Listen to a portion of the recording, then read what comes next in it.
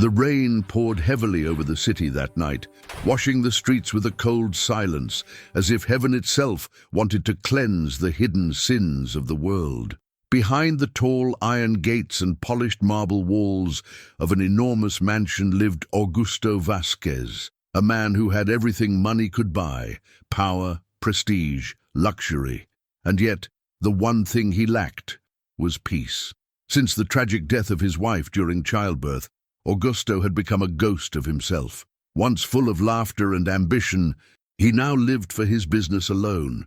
His company had become his shield, a fortress to hide from the grief he refused to face.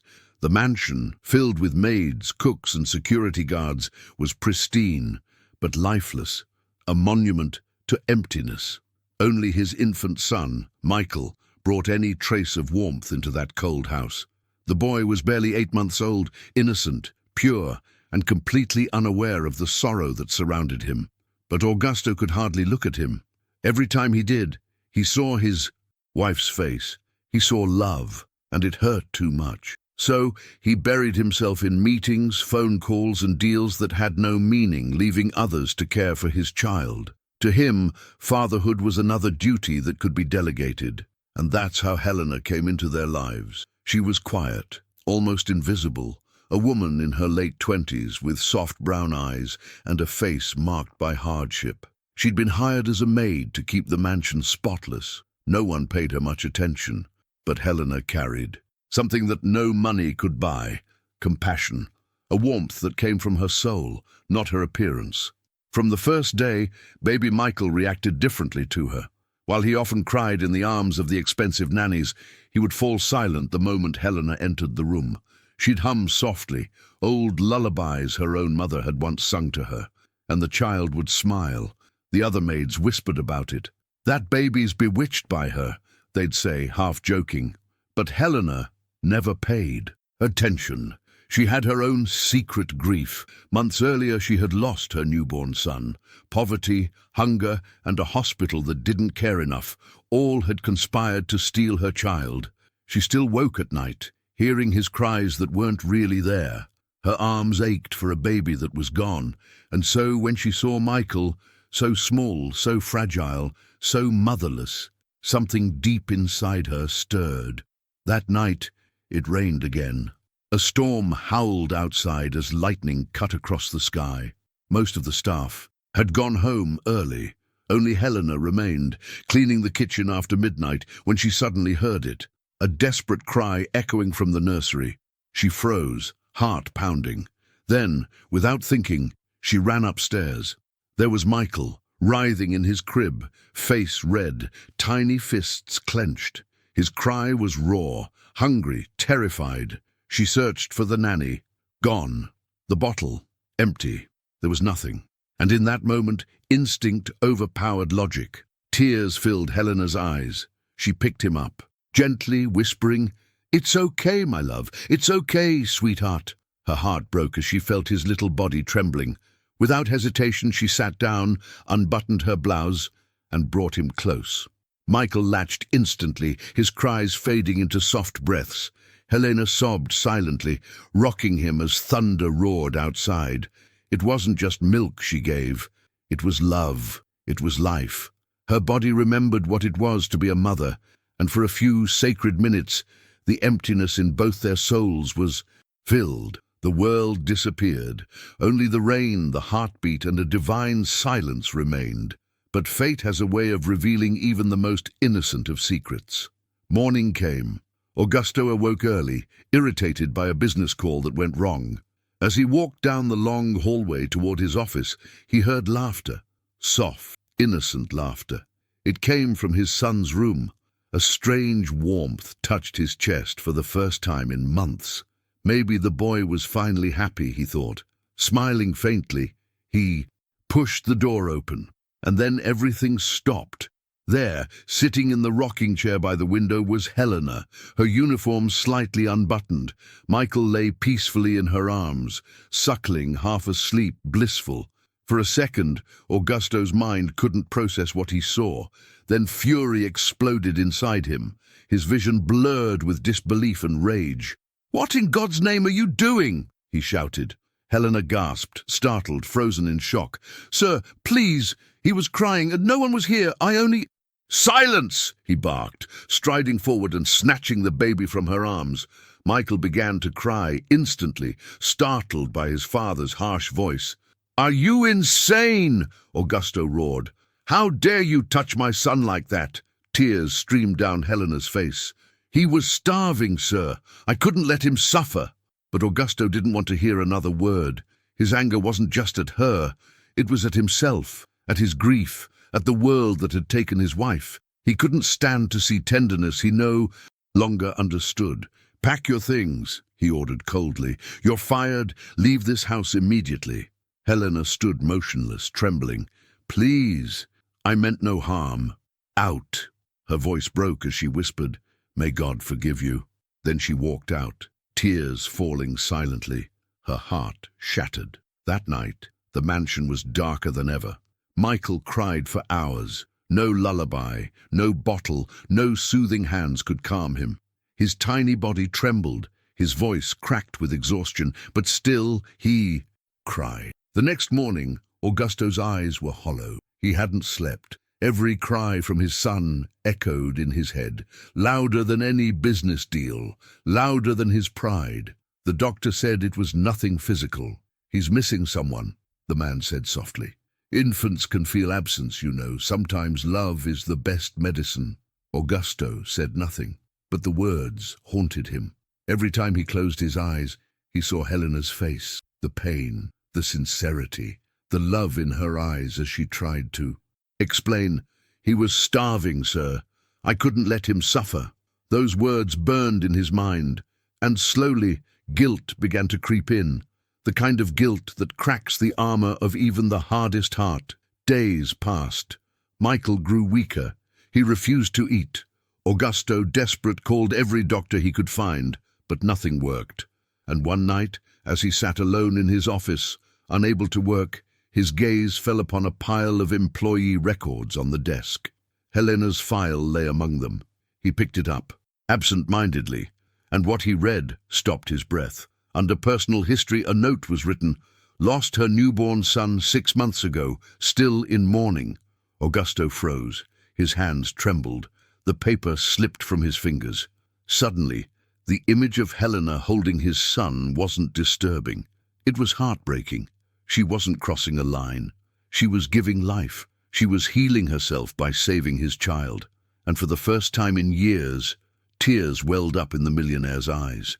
The night after Helena's dismissal was one of the longest nights of Augusto Vasquez's life. The storm outside had passed, but the one inside him had only begun. Every corner of the house echoed with regret. Every cry from his son felt like a wound reopening, a punishment he couldn't escape. Michael's sobs pierced the silence. The boy refused to sleep, refused to eat, as if mourning someone who had vanished. Augusto tried everything: warm milk, gentle rocking, even lullabies his late wife used to sing. But Michael only grew weaker, his eyes red and glassy, his breath shallow with exhaustion. It was unbearable. At dawn, exhausted and desperate, Augusto sat in the nursery with his head in his hands. The golden light of morning poured through the curtains, illuminating the child's crib. He hadn't prayed in years, but that morning, without even realizing it, his lips moved in a whisper. "God, if you can hear me, please help me fix this." The baby whimpered again. That sound broke him. He got up, lifted Michael, and for the first time felt the weight of his son against his chest. Fragile, real, alive. "I'm sorry, my boy," he murmured. "I thought I was protecting you, but all I did was make you suffer." Michael's small hand gripped his shirt, and for a moment something ancient and divine stirred in Augusto's chest. The instinct to love without fear. But he knew what he had to do. He had to find her. By mid-morning, his black car was rolling through parts of the city he had never seen before. Gone were the glass towers and elegant cafes. Here, the streets were narrow, worn, filled with the scent of bread, dust, and survival. He had her address from the employment file, scribbled hastily the night before. When he stopped in front of a crumbling apartment building, his driver frowned. "Are you sure, sir?" "Yes," Augusto replied quietly. "Wait here." The stairs creaked beneath his expensive shoes as he climbed to the third floor. The hallway smelled faintly of detergent and damp. Concrete. He found door number 6. Chipped paint, an old rosary hanging from the knob. For a long moment he hesitated.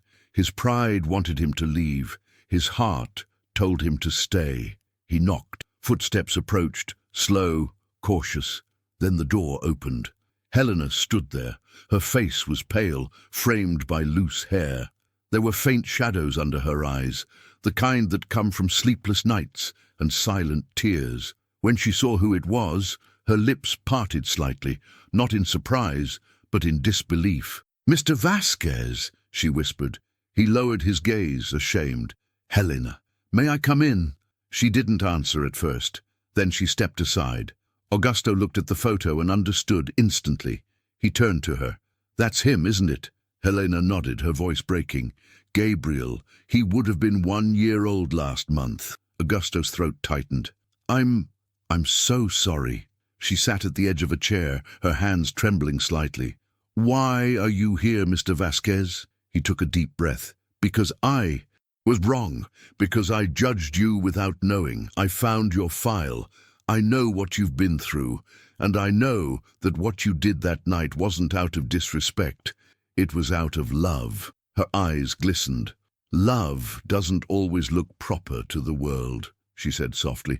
"Sometimes it's messy, misunderstood, but it's still love." He nodded, the words sinking deep into his soul.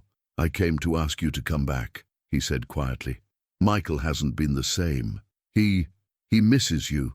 And I think I do, too." Helena's expression shifted, part disbelief, part fear. "I can't just walk back into that house, sir. You yelled at me. You looked at me like I was something dirty. That image doesn't fade easily." "I know," he said, his voice breaking, "and I'll carry that shame forever. But please, don't punish my son for my mistakes. He needs you." Silence stretched between them. The sound of children playing in the courtyard drifted through the open window. Finally, Helena looked up. "I'll come," she said slowly, "but only for him." "That's all I ask," Augusto replied, relief washing over him like a wave. When Helena returned to the mansion, the staff exchanged glances, whispering among themselves. But Augusto didn't care. He stood by the door as she entered, his heart pounding with a strange mixture of guilt and hope. The moment she stepped into the nursery, Michael's reaction was instant. The baby, who had been pale and restless, suddenly lifted his head, eyes wide. A faint smile crossed his lips before he reached out his small hands toward her. Helena's tears flowed as she took him into her arms. "Oh, sweetheart," she whispered, kissing his forehead. "I missed you too." The child rested his head against her, peaceful again. That night, he asked the cook to prepare dinner for 3 instead of 1. Helena tried to refuse, saying she would eat later, but he insisted. "You're part of this house," he said gently. "Please, sit." They ate quietly. For the first time, the dining room, once cold and echoing, felt alive. Helena spoke of small things, the flowers she'd seen blooming near the garden wall, the song that calmed Michael most, her faith that God never abandoned those who loved purely. Augusto listened, and with every word he realized how empty his world had been. He'd filled it with success and possessions, but never with people, never with grace. Weeks passed. The change in the house was almost miraculous. Michael was healthy again, laughing, crawling, trying to speak. The staff noticed how different their employer had become. He smiled more. He greeted them. He thanked them. And every day he found himself drawn to Helena. He would watch her from the window as she hung laundry under the morning sun, or as she read softly to the baby by the firelight. There was a peace in her presence, a quiet strength that reminded him of something he had lost long ago. One afternoon, he found her kneeling by the rose bushes, trimming them carefully, the scent of the flowers carried in the air. "Helena," he said, approaching slowly, "do you ever regret coming back?" She looked up, smiling faintly. "Regret? No. Pain isn't erased by running from it. Sometimes healing means facing the place where you were hurt and seeing it differently. Her words lingered with him all day. That night, he found himself sitting by the window of his study, looking up at the stars. He thought of his wife, her laughter, her warmth, the way she used to say, "The heart is meant to give, not to guard." Maybe she had been right. Maybe love wasn't something to protect. It was something to share, even if it risked breaking. One Sunday morning, Helena asked if she could attend church. Augusto surprised her by saying, "We'll go together." The staff was astonished when they saw him, the reclusive millionaire, walking beside the maid and holding his child. Inside the small chapel, the air smelled of incense and candle wax. The priest spoke about forgiveness, about how God's mercy doesn't erase pain, but transforms it. Helena wept quietly during the sermon, and when Augusto looked at her, he realized she wasn't weeping from sadness anymore, but from peace. After the service, they walked home through the park. Children laughed nearby, and sunlight filtered through the trees. "I used to think God was cruel," Augusto confessed. "He took my wife, left me alone. But now, I think maybe he was waiting for me to open my heart again." Helena smiled. "God doesn't take, he invites. Sometimes he invites us through loss, so we can learn to love differently." He nodded, deeply moved. That evening, as the sky burned orange and gold, the sun melted slowly beyond the horizon, painting long streaks of fire across the clouds. The world outside the mansion glowed with a quiet holiness, the kind of beauty that arrives just before darkness, when heaven seems to breathe through the earth. The song of distant birds softened in the air, and the scent of jasmine from the garden drifted through the open window. Helena sat by that window, cradling Michael against her chest. The baby's breathing was soft and rhythmic, his tiny fingers curled around the edge of her blouse. His face, peaceful and serene, reflected the golden hue of the fading light.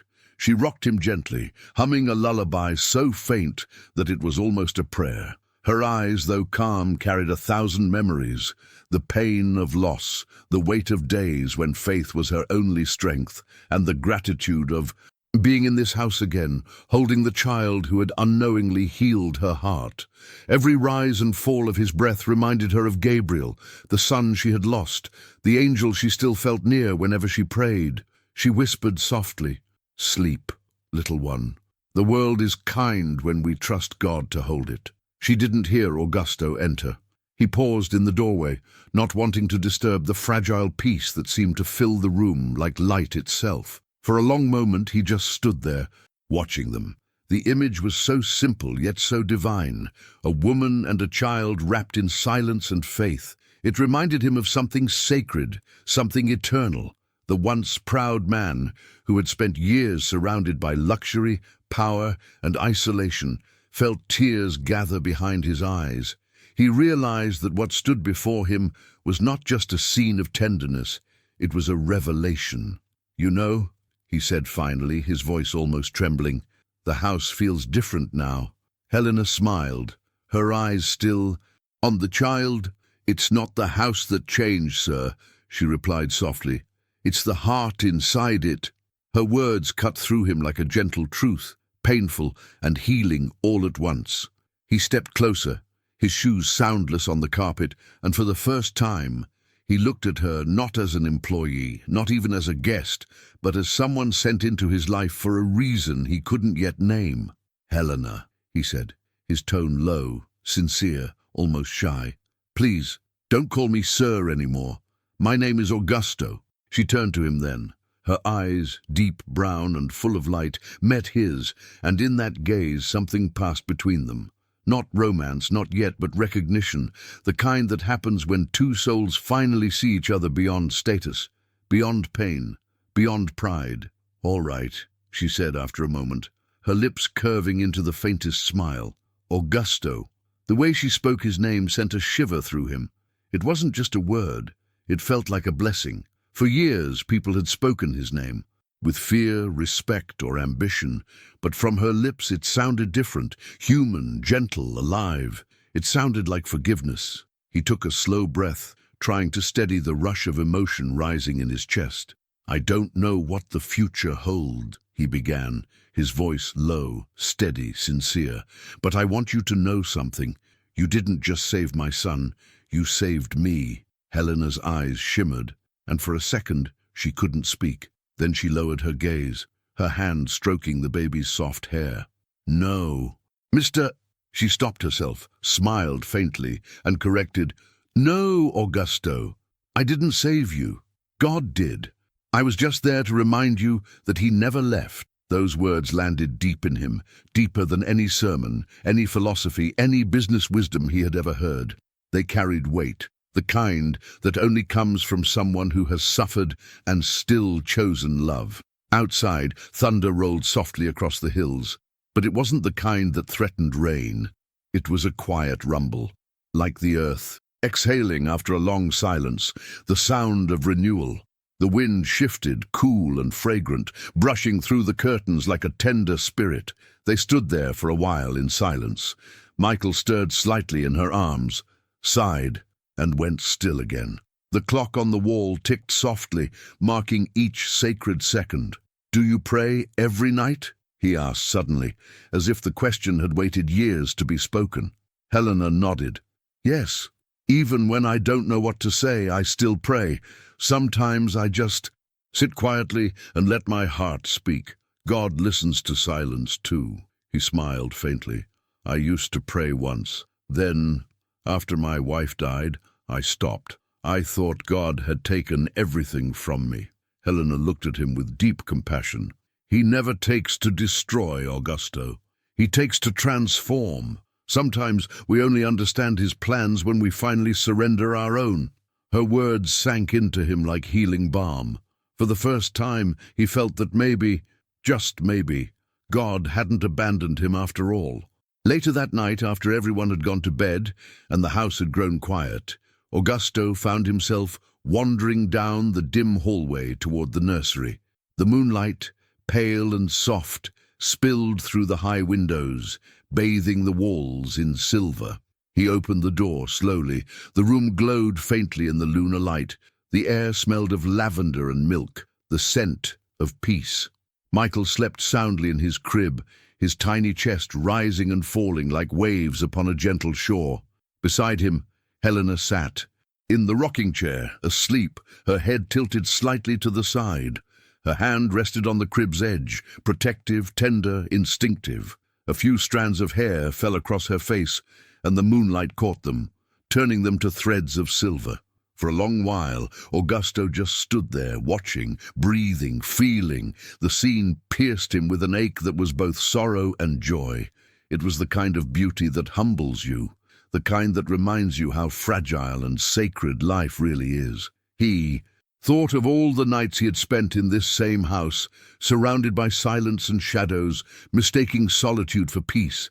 Now, for the first time, the silence felt alive, filled with something greater than himself. He walked quietly to the crib, looked down at his son, and smiled. "You're lucky, my boy," he whispered. "God sent you someone to love you like heaven itself." Then his gaze moved to Helena. Her breathing was calm, steady, her face serene, like someone who had finally found her place in the world. And in that moment, Augusto understood what true wealth was, not the kind that could be measured in numbers or estates, but the kind that fills a heart until it overflows. Love, kindness, faith. He realized that all his riches, all his titles, all his years of striving had meant nothing until now, because what was the value of gold when compared to the quiet grace of this woman who prayed for others even when her own heart was broken? His throat tightened. He closed his eyes for a moment and whispered into the stillness, "Thank you, Lord, for sending her." A single tear escaped and fell silently to the floor. As he turned to leave, something caught his eye, a small glimmer on the table beside the chair. He stepped closer. There, resting gently atop a folded handkerchief, was a simple wooden rosary. It was worn from years of use, each bead polished smooth by countless prayers. He recognized it instantly, the same rosary that had hung on the doorknob of her small apartment, the one she had kept even when she had nothing else. He touched it lightly, reverently. The tiny cross gleamed faintly in the moonlight. He smiled, his voice barely a breath. "You really are an angel, Helena," he murmured. "An angel God sent to remind me how to live again." The air around him seemed warmer, as if heaven itself had heard him. The storm outside had passed, leaving only calm rain in the distance, soft, rhythmic, like a lullaby echoing through the night. He stood there, for a few seconds longer, memorizing the sight of them, the woman who carried faith in her eyes, and the child who carried hope in his smile. Then, with a heart lighter than it had been in years, Augusto turned and quietly walked down the hall, each step echoing like a promise. He didn't know what tomorrow would bring, but he knew this. The man who had walked into that room was not the same man who had stood there weeks ago. Something divine had entered his heart, not through miracles of thunder or fire, but through the humble love of a woman who believed that even in the darkest pain, God's light never fades. The morning after that silent prayer was bright and full of life. The sun poured through the curtains in golden streams, the garden below bathed in light, and the sound of birds echoed softly through the air. For the first time in years, the mansion seemed awake, not just illuminated, but alive. Augusto woke earlier than usual. He stood by his window, coffee in hand, watching Helena and Michael in the garden below. She carried the baby in her arms, laughing softly as the child reached for a butterfly. The sight filled him with something warm and quiet, a peace that felt almost unfamiliar. He smiled without realizing it, but deep within him, a subtle fear whispered, "Can peace like this really last?" He had lived long enough to know that happiness often walked hand in hand with loss. Still, that morning, he decided to believe. Later, as the day unfolded, Helena prepared breakfast in the kitchen, humming a hymn she had learned as a child. The aroma of fresh bread filled the air. When Augusto entered, she looked up, surprised. "You're awake early," she said, smiling. He chuckled. "How could I sleep with all that singing?" She laughed lightly. "Sorry, I didn't realize." "Don't be sorry," he replied. "This house has been silent for too long. It needs music again." There was a pause, gentle but meaningful. Something unspoken lingered between them, fragile and real. They ate together, speaking of simple things, the weather, the flowers, the baby's first tooth, yet each word carried a quiet affection, like two souls rediscovering the beauty of conversation. But the peace of that morning would not last. By late afternoon, the weather shifted. Dark clouds gathered above the city, thick and heavy. The wind began to howl through the trees. It was as if the world itself was holding its breath. Helena was in the nursery when she felt the first pang. Sharp and sudden, she pressed her hand to her chest, startled. It wasn't the first time she had felt pain like that, but this time it was stronger. She tried to steady her breathing. Michael, sensing her distress, began to cry. She sat down, whispering softly to him, "It's all right, my angel. It's just a little storm." But her hands trembled. When Augusto walked in moments later, his expression shifted immediately. "Helena, you're pale. What's wrong?" "It's nothing," she insisted weakly. "Just a little dizzy." But as she stood, her knees gave way. Augusto caught her before she fell. Her head rested against his shoulder, her breath shallow. "Helena!" he called, his voice rising in panic. He carried her to the couch, shouting for the driver to call the doctor. The baby cried in the background, his small voice cutting through the thunder outside. "Stay with me," Augusto whispered, holding her hand. "You're going to be fine. Do you hear me?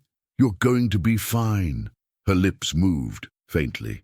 Don't worry. I've felt this before." "What do you mean?" She didn't answer.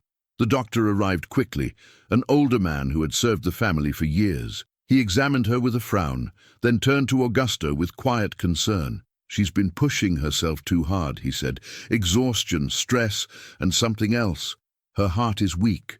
Augusto froze. "Her heart?" "Yes. From what I can tell, she's had this condition for a while. But emotional strain can make it worse. She needs rest, care, and no more heavy work." He looked back at Helena, who was now sitting weakly, her eyes barely open. "She won't admit it," the doctor added gently. "Women like her never do. They carry the world on their shoulders, even when it's killing them." After the doctor left, Augusto sat beside her. He could barely speak. "Why didn't you tell me?" he asked finally, voice trembling. She smiled faintly. "Because you already had enough burdens. I didn't want to be another one." He took her hand. In his, firm and desperate. "You're not a burden. Don't you ever say that again." She looked at him with tired eyes, filled with both sorrow and peace. "We all have our storms, Augusto. Some of us just learn to dance in the rain." Her words broke him. He lowered his forehead to her hand, tears slipping freely down his face. That night, as she rested, Augusto sat by her side, refusing to leave. The mansion was quiet again, the storm raging outside. Lightning flashed across the windows, illuminating their faces in brief, holy light. He watched her breathe, slow, fragile, and for the first time in years, he prayed aloud. "Lord, I've asked you for money, for power, for control, but tonight I ask you for none of that. I ask you only to spare her. Please, she's done nothing but love, nothing but heal. Don't take her from me, from us." His voice cracked. "If you want to test someone, test me, but not her. Please." His words dissolved into sobs that filled the room. The following. Days passed slowly. Helena grew weaker, but she never complained. She continued to care for Michael whenever she could, smiling even through the pain. Sometimes Augusto would find her sitting by the window again, her hand over her chest, her eyes fixed on the sky. "What are you thinking about?" he would ask. She would smile faintly. "About Gabriel. I imagine he's up there, playing among the stars. Maybe he talks to your wife sometimes." He sat beside her, touched by the tenderness in her voice. "If he does, I hope they're both watching over us." "I believe they are," she whispered. "Heaven doesn't forget love." One evening, as twilight fell and the world turned golden again, Helena asked for something strange. "Would you walk with me to the garden?" "Now?" he asked, surprised. "Yes, I want to see the roses one last time." "Don't say it like that," he said, his heart tightening. "There's no last time. You'll get better." She smiled, the kind of smile that belongs to people who already know their fate. He helped her outside. The air was cool and fragrant after the rain. The roses glistened with drops of water, and the sky burned with colors that looked like heaven bleeding into earth. Helena walked slowly, her steps unsteady, her hand resting on his arm. They stopped before the white roses, the ones she had planted months ago. "They're so beautiful," she whispered. "Do you know what white roses mean?" He shook his head. "Purity, forgiveness, a love that never ends." She reached out and touched one of the petals. "When I planted these, I prayed that this house would learn to love again, that it would stop echoing with sadness." She turned to him, her eyes shimmering, and it did. He swallowed hard. "Because of you." She shook her head softly. "Because of God. I was only the gardener." They stood there in silence, the sunset wrapping them in its last light. Then she added quietly, "Promise me something. Anything.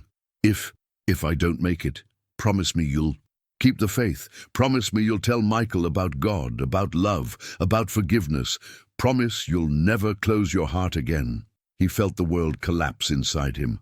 "Don't talk like that. You're not going anywhere." She smiled through her tears. "Augusto, every soul has its time. Some of us are called home early, not because we're unloved, but because God needs us somewhere else." He shook his head, gripping her hand. "No, you belong here. I belong wherever he sends me." She whispered. The wind stirred, carrying the scent of roses and rain. That night she grew worse. By midnight, her breathing became shallow, her pulse faint. Augusto stayed by her side, holding her hand, whispering her name. Helena opened her eyes one last time. "Don't cry," she said faintly. "You showed me that love still exists, even after loss. Don't let that light die."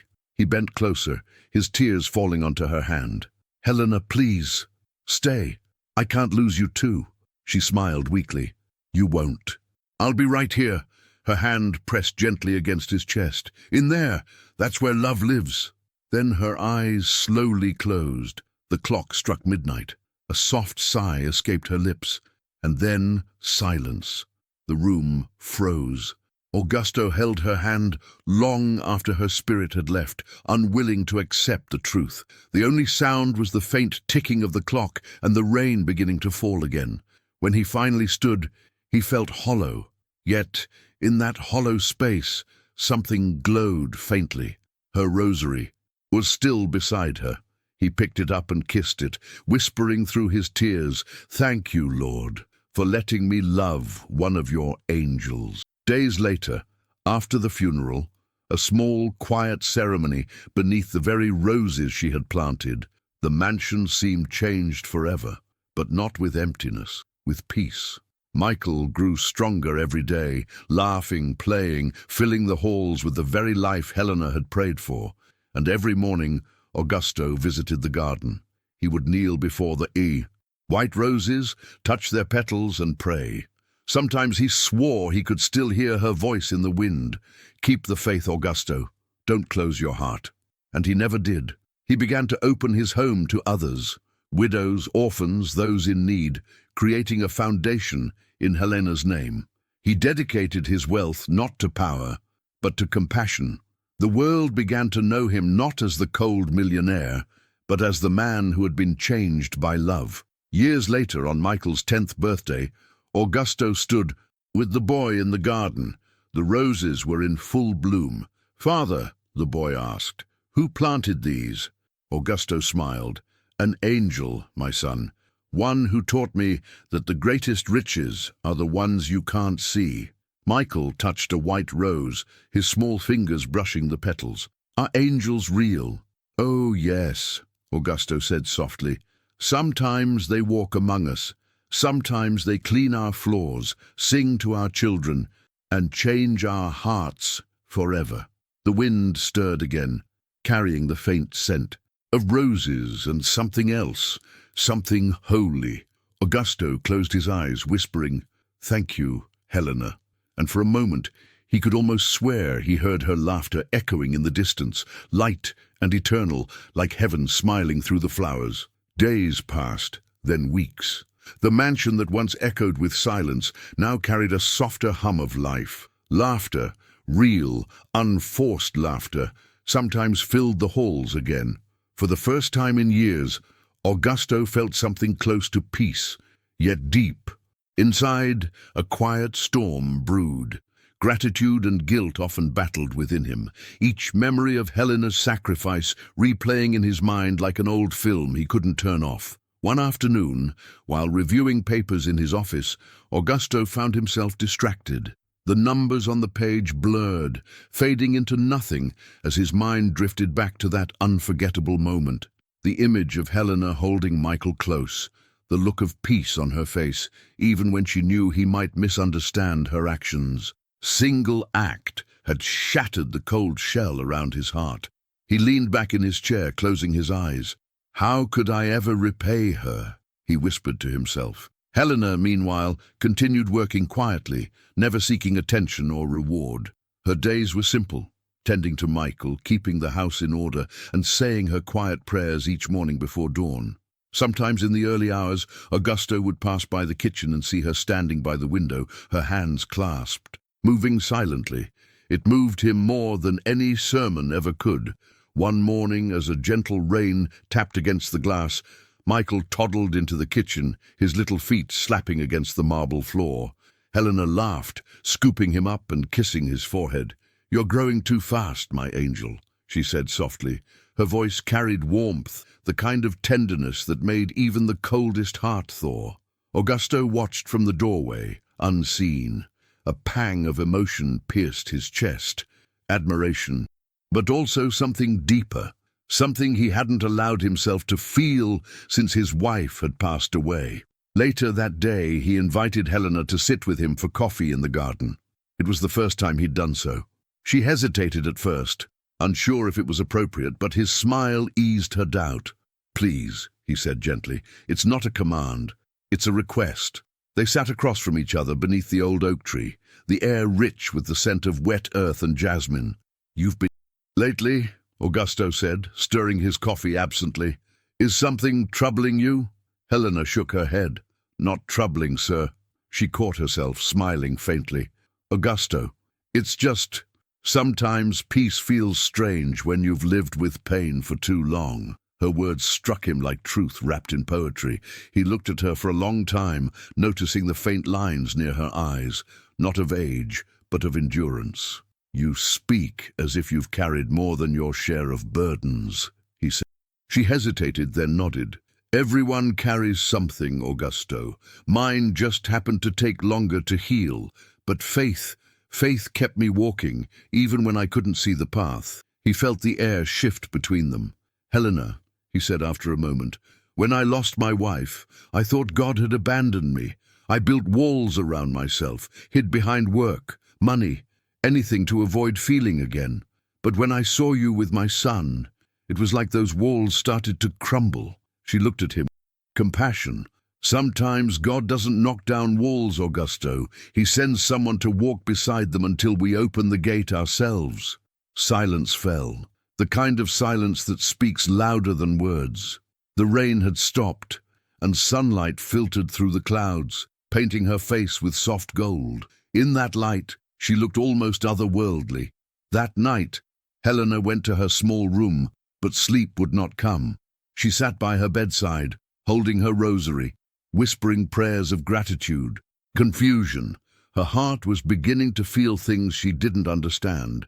She knew her place in this world. She was the caretaker, the servant, the invisible angel who passed through lives and left quietly. But now, something inside her had changed. Down the hall, Augusto stood by the window in his study, looking out into the night.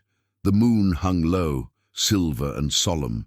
He thought of Helena's words, her calm, her strength, and how she had healed not just his son, but something deep inside he didn't know was still alive. He whispered almost to himself, "What are you trying to tell me, Lord?" The next morning, he received a letter from a business associate, an invitation to a charity event in the city. Normally, he would have ignored it, but this time something compelled him to go. He wanted Helena to accompany him, though he wasn't sure how to ask. Finally, he gathered his courage. "Helena," he said at breakfast, "there's an event this weekend. It's formal. You'd be willing to join me?" Her eyes widened. "Me? Oh no, Augusto, I couldn't," he interrupted gently. "Please, it would mean a lot to me, to us." He glanced at Michael, who smiled at her with crumbs of bread on his cheeks. After much persuasion, she agreed. When the night arrived, Helena appeared at the top of the stairs in a simple pale blue dress that had once belonged to Augusto's late wife. One of the maids had insisted she wear it. The sight took his breath away. She wasn't adorned with jewels or luxury, yet there was grace in every movement she made. She carried humility like a crown. At the event, whispers followed them, curious glances from guests who wondered who this woman was beside the famous businessman. But Augusto didn't care. He introduced her proudly, not as a servant, but as someone he deeply respected. The night went smoothly, but on their way home, Helena sat quietly in the car, staring out at the city lights. "You shouldn't have done that," she said. "People will talk," he smiled faintly. "Let them talk. For once, I don't care what they say. You've taught me that some things are worth defending, like kindness, faith, and the truth of the heart." Her eyes shimmered. She turned to him. "You've changed, Augusto." He nodded slowly. "No, I'm finally becoming who I should have been all along." The car rolled through the sleeping streets, the hum of the engine mingling with the rhythm of their unspoken thoughts. By the time they reached, the stars had scattered across the sky like blessings. Before going inside, Helena paused, looking up. "Do you ever wonder," she said softly, "if some souls are sent into our lives for reasons we only understand much later?" He looked at her, his voice barely above a whisper. "Every day now." As they entered the house, Michael stirred in the arms of the nanny, half asleep, mumbling her name. Helena smiled tenderly, brushing his hair. Augusto watched, his heart full and aching at the... That night, he couldn't sleep. He walked out to the balcony, the night air cool against his skin. From somewhere below, he heard faint singing, Helena's voice, low and soothing as she sang a lullaby to Michael. It was a song of peace, the kind of melody that could heal even the deepest wound. He closed his eyes, letting it wash over him. For the first time in his life, he realized that love, true love, wasn't always born of passion or desire. Sometimes it came quietly, disguised. The weeks passed, and life in the mansion settled into a rhythm of quiet miracles. Michael grew stronger, his laughter echoing in the halls that had once only carried the sound of solitude. Augusto dedicated himself fully to his son, but more importantly, he dedicated himself to living as Helena had taught him, with humility, compassion, and faith. Yet even as life moved forward, Augusto's heart carried a quiet ache, a longing for Helena that he could not name. She moved through the house, gentle grace, always putting Michael first, always hiding her own emotions behind calm smiles. But he could see her sometimes, the subtle tension in her shoulders, the glint of something unspoken in her eyes. One afternoon, a letter arrived at the mansion. Augusto picked it up, recognizing Helena's handwriting immediately. He opened it, and his chest tightened as he read the words. Augusto, if you are reading this, it means I must step away for a time. My heart is full, but it is heavy. To find where God is leading me next. Remember what I taught you. Love is not possession. It is giving. It is mercy. It is faith in the unseen. Guide Michael well and guard your heart. Augusto's hands shook. He read the letter twice, thrice, the words blurring as tears fell down his face. He had learned to live with gratitude, but now he was faced with a truth more difficult than any business decision he had ever made. The woman who had saved his life and his son was leaving. Perhaps, but far enough to make him ache with absence. He rushed to find her, calling her name softly through the halls. She appeared in the doorway, her face calm, serene, but with a shadow in her eyes that made his heart clench. "Helena," he said, his voice breaking, "please, don't go. I can't imagine this house without you. I can't imagine my life without you." She stepped closer, placing a hand gently on his chest. "Augusto, love is not chains. Faith is not fear. I cannot stay because he has other plans for me, but know this. You are ready now. You are ready to live fully, to lead with your heart, to raise Michael in faith and love." He swallowed hard, tears flowing freely. "You saved me once. Don't leave me broken again." Her smile was soft, radiant, and yet sorrowful. "You are not broken, Augusto. You are whole. Because of you, Michael will never know a life without care. Because of you, love lives here." The days that followed were filled with preparation for her. The household seemed quieter, emptier with each passing moment. Michael sensed the change, his small hands clinging to Helena whenever he could. She held him close, whispering prayers of protection, of guidance, of blessings that only God could hear. On the last night, Augusto and Helena stood together in the garden under the canopy of stars. The air was cool and fragrant, carrying the scent of roses Helena had planted long ago. "Promise me," she said, her voice trembling slightly, "we'll continue to walk in faith, that you will lead with love, not fear, that Michael will grow up knowing God's light, just as I have tried to show him." "I promise," he whispered, gripping her hands tightly. "I swear it." She leaned closer, pressing her forehead to his. "Then you are ready." The moonlight bathed them both in silver. In that moment, Augusto understood that some acts of love were not measured by possession, but by release. Helena was not leaving him because he was in. She was leaving because she had completed something in him that no one else ever could. The courage to live, the faith to trust, the heart to forgive and be forgiven.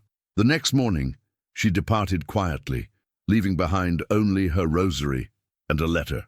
"Augusto, remember that angels walk among us in many forms. Sometimes they sweep floors, sometimes they hum lullabies, sometimes they hold us when we are afraid. Keep your heart open. God bless you and Michael. Helena."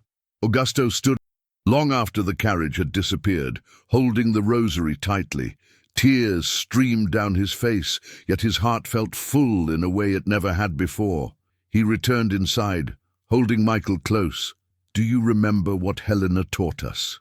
he whispered into the boy's hair. "Faith, love, and mercy, never forget." Michael nodded, his small hands gripping the rosary she had left behind. "I won't, Papa." Years passed. The mansion became a home in every sense of the word. Augusto transformed it into a haven of compassion and service, opening its doors to the needy, the lost, and the weary. He carried Helena's lessons in every decision, every interaction, every smile he shared. Michael grew into a boy of faith and kindness, his eyes always glinting with the gentle wisdom of someone who'd been loved by an angel. Augusto watched him play in the garden, tending the white roses Helena had planted, and felt her presence in every breeze, every sunlight, every prayer whispered into the sky. One afternoon, Michael ran to his father, holding a small white flower in his hand. "Papa, look, a new rose grew. It's like Helena's magic is still here." Augusto smiled, kneeling beside him. "Yes, my son, her love never left us. It's in the flowers, in our hearts, in every prayer we say." He pulled Michael close and whispered, "Remember, God works through people, and sometimes angels appear in ways we don't expect." As they stood together, the sun setting behind them, Augusto looked up at the sky and spoke softly, his heart full of gratitude. "Thank you, Lord, for sending her, for showing me how to love, for reminding me what truly matters." And in that golden light, Augusto knew that Helena's presence, though physically gone, would remain with them forever. Every act of kindness, every prayer, every smile she had inspired lived on in their lives. He closed his eyes, breathing deeply.